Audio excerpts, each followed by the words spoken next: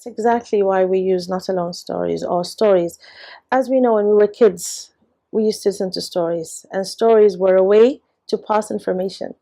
And from the beginning of time, it was the thing to do. I mean, if you go through history, it's his story. So it was all through stories that we learned. So why not bring stories of people who actually have gone through turmoil, have gone through something really hard, and they are talking about their own stories. I find them heroes, honestly, because it's not an easy thing. And when you tell someone, I'm going to tell you a story, it's more powerful than saying, you know what, I'm going to tell you what to do, or I'm going to tell you this happened. Stories are inspiring, they're exciting, they can make you cry, they can make you angry, and they can make you feel. And that was the whole idea out of this thing, this concept. If I was to tell someone a word of wisdom about this, is everybody we meet, we learn something from them. It might be good and it might be bad, but it's learn. And that's what we need to do. We need to understand how important of listening, the importance of appreciating everyone we meet. And that's what I feel in my field. That's what I've done.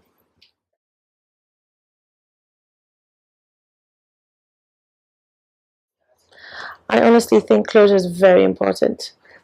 So just imagine you're drawing a big circle. Okay, and you know it's a circle. It has to be a circle. We know that the life is a circle, right? But you haven't finished drawing this circle. So there's like, an empty space, right? So let's say we're going round, but we're not finishing it. So what happens here? Things come in, invade your space, mess up some stuff. But when we actually have done a full circle, that's when we know that's it. It's finished. This is done. I can put it in that compartment. But when it's lingering around, that's when things happen and it's not finished. So let's say if somebody had someone very dear to them and this person passed away, right? And they didn't have time to say goodbye. We always think it's cliche, it's movies, it's just a song. I didn't have time to say goodbye.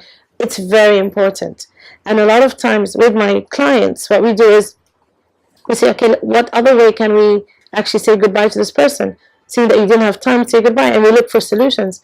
And the moment they are ready to do that, because sometimes they're not ready, they actually like the idea of it didn't happen, or we didn't have this closure, kind of, because then they can, linger a bit more. But the moment they do that, they do move on. So for me, closure in relationships that have ended, and people who have passed away, even in jobs that we didn't like and we just we have to move on. It's very important to be able to move on to the next step. You can't move on to the next step if you haven't kind of dealt with the last step that you've gone through.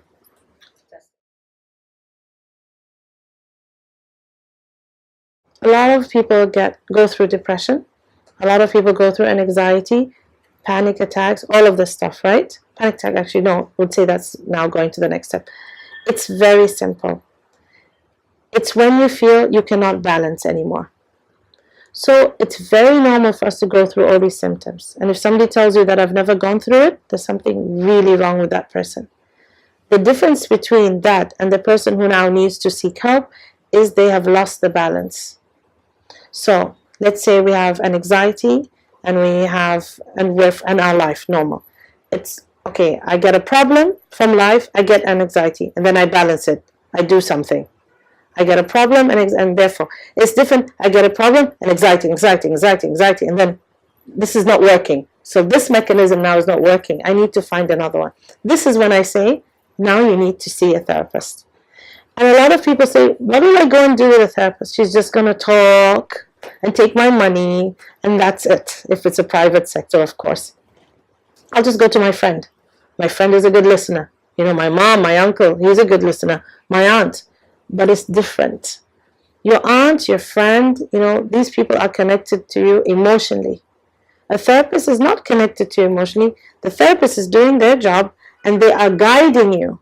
So they're not giving you solutions. Your family is going to give you a solution and they're going to expect you do it. But a therapist is guiding you and is giving you tools so that you, at any time of your life, you know what to use. You need to see a therapist. You can't just sit by yourself.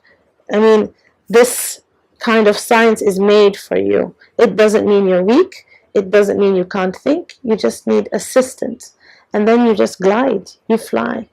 And that's what you need. You don't need someone who's going to take you and throw you in the air. You need to learn how to fly yourself.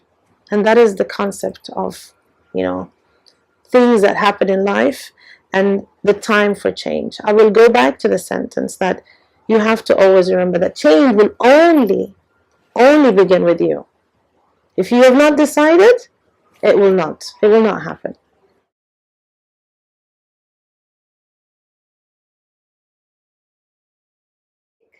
Definitely, I believe in it. And there's a lot of people that go through things in their body physically. For example, let's say it that way, and then we'll continue on the other subject. And I always feel that it's because they're upset about something. And literally, when that thing goes, they're fine. So that means they're okay physically.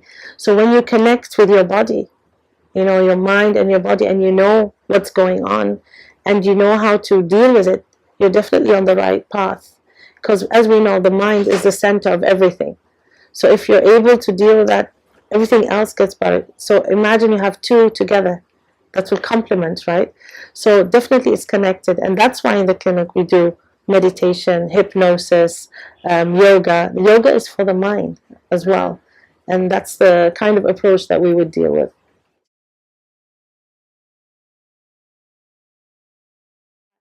I believe in yoga a lot. I believe in mindfulness, timeline, all of this. But you need to have some kind of base first, some kind of, foundation. And these are add-ons. But mental health is something very private. It's a secret. And it's very hard for the stigma to disappear completely. And it's okay in a way because at least we're doing the awareness, we're doing what we can. It doesn't have to be that everything we do we have to eliminate. Gradually we can help, but I doubt it would be something that would vanish completely. We do notice now a lot of people talk about mental health, which comes to the point people who know and don't know talk about mental health. So that means the stigma is not that high, right? Otherwise, why would people talk about it? But it's still there.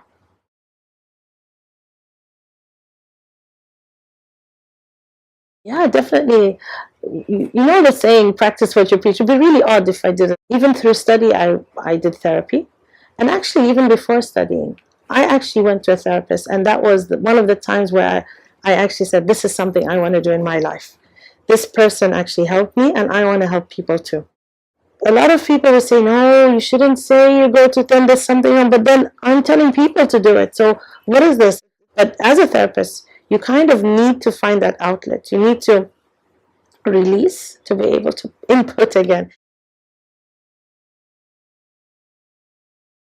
Mindfulness is something I'm still trying to practice.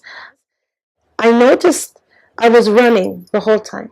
I'm always running. I mean, now I'm still running, but now I'm running and then I stop a bit. And there's so many things that have happened that I actually kind of have blackouts. I don't remember. And I try to remember why is this happening? That's because I didn't sit. I didn't enjoy it. I was just like, I have to do it.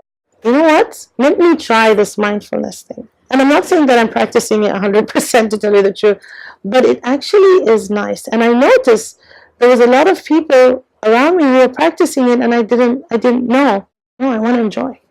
I want to enjoy my life. I want to enjoy it with my kids, with my husband, with my friends. I don't mind if people say, oh, what is she doing? In the end, today they'll talk, tomorrow, and then what? And a lot of times I would want to please everyone around me, continuously want to please everyone around me. And I got to a point where I thought, you know what? I can't. I can't please everyone around me. It's taking a toll on me. And if anything, it's actually making things difficult. So now I'm trying this new thing, which is mindfulness and being mindful of myself. And I'm also doing the thing about change, where I'm changing me to adapt to going around instead of the other way around, trying to tell people, maybe you should do this, that, and the other.